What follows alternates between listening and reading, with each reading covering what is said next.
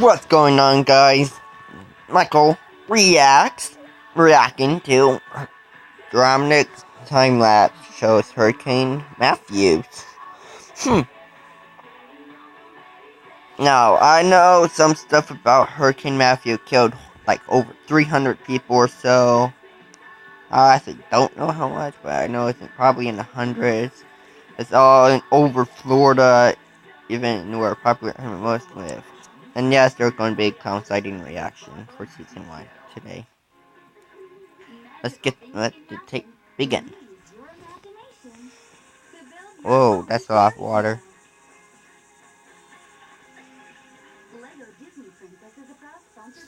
Okay, just showing the same thing over and over.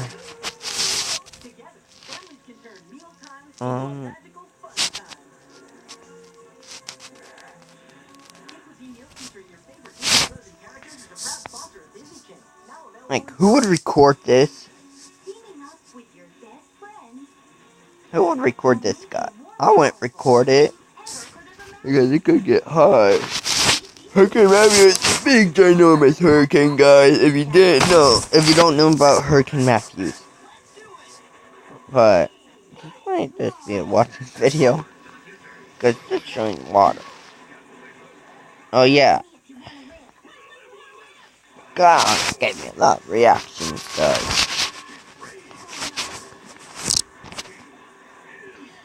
Whoa.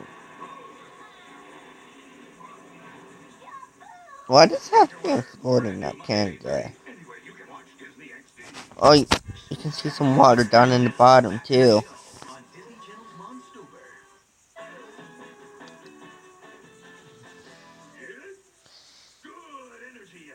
It's windy, too. Oh my gosh. If I see a building collapse in this video, then yeah, I don't want to go to Florida. Okay, there's gonna be 2 videos because this is awfully short.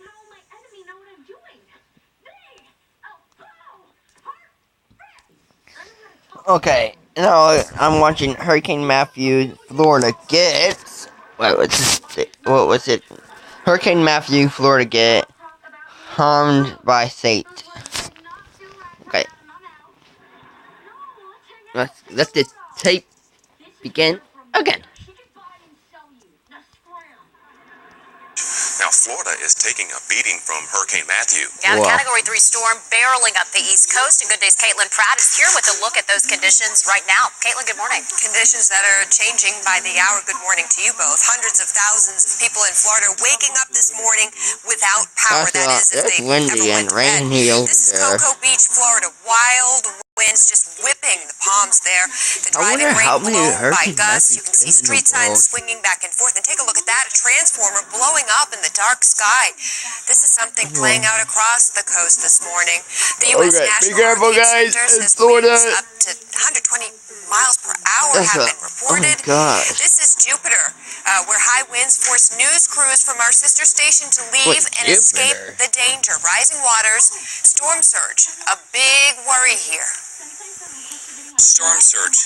Think about this. 11 feet. Possible storm surge. So in your house, if you're close, you can have the storm surge and waves over your roof. Florida's airports taking steps to sustain a heavy impact, securing equipment, tying down jet bridges, removing debris from the airfields. The state has opened more than 100 shelters, mobilized more than 2,000 National Guard members, and utility workers, they're on standby. Already more than 240,000 are without power. That's a look at what's going on along the Florida coast. Good Day's Paul Milliken. He's live on St. Simon's Island on the Georgia coast to show us the conditions there. Paul, good morning.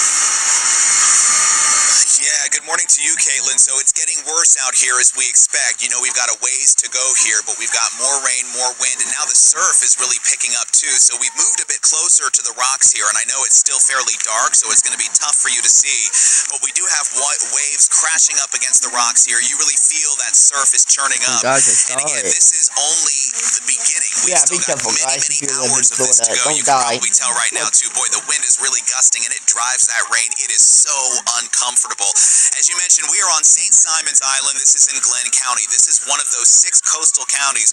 Governor Deal, of course, made a mandatory evacuation for folks who are east of I-95, voluntary for folks who are west of I-95. But all of Glenn County, the commissioners say, get out. Just get out of the county. There is no shelter here.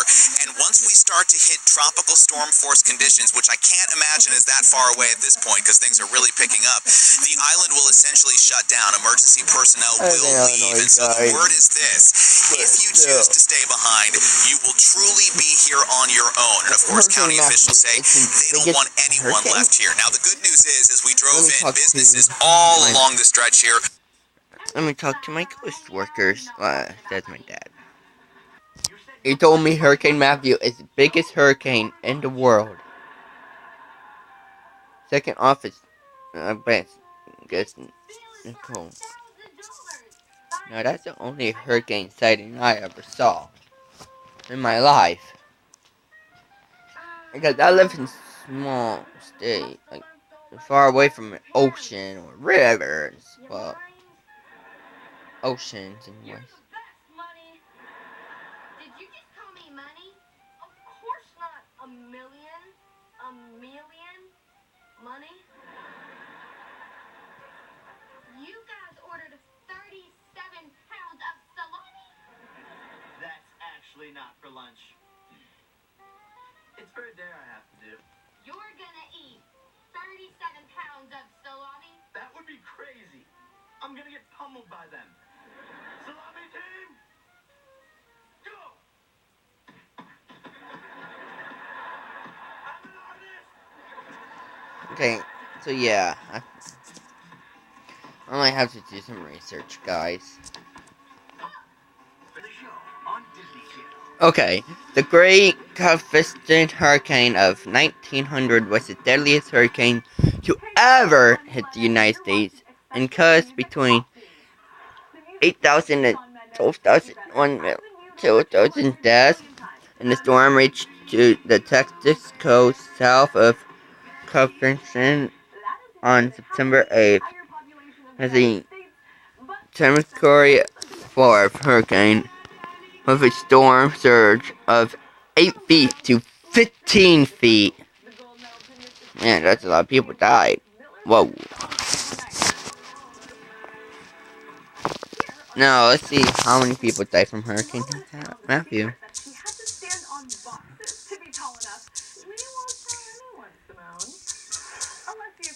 Died from her.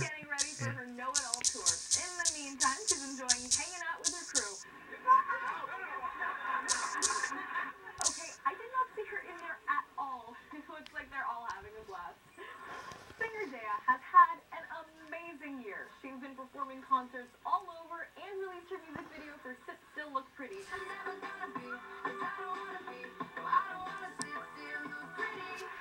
to be dancing around a digital landscape almost as if she's stuck in a computer. I love it, and fans are loving the girl power message of this song. I want to see how many people died from it. Wait, what? It's not Hurricane Matthew anymore? It's Cyclone.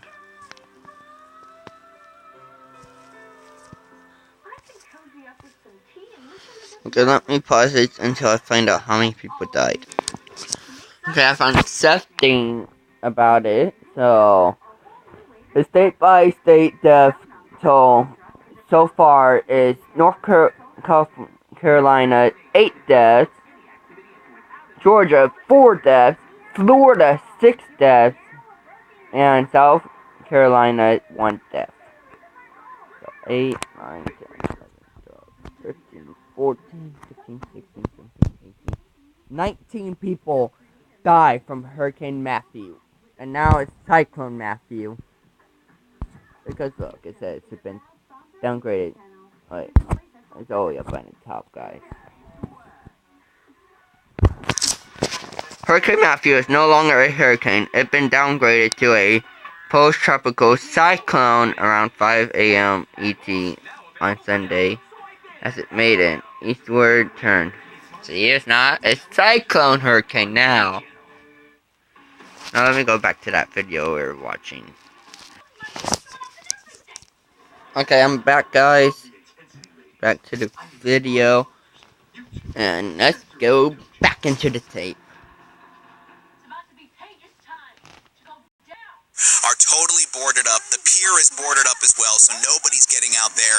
And it looks like a lot of folks have heeded that advice. We spent the night in Waycross, and there were a ton of evacuated folks there. So the hope is that people continue to do that.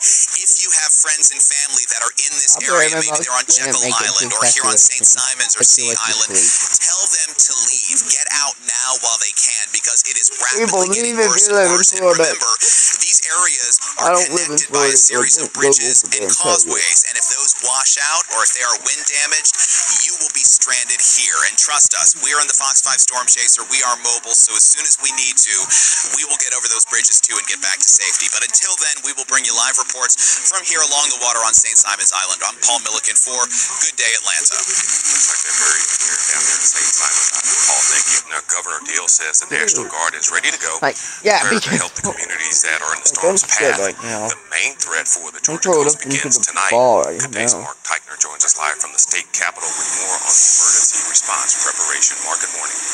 Hey, good morning, Ron. 45 National Guard members already down there. They are mainly right now helping out with evacuations for the folks that are trying to flee the storm, but there are more that are on standby, ready to jump in should they be needed.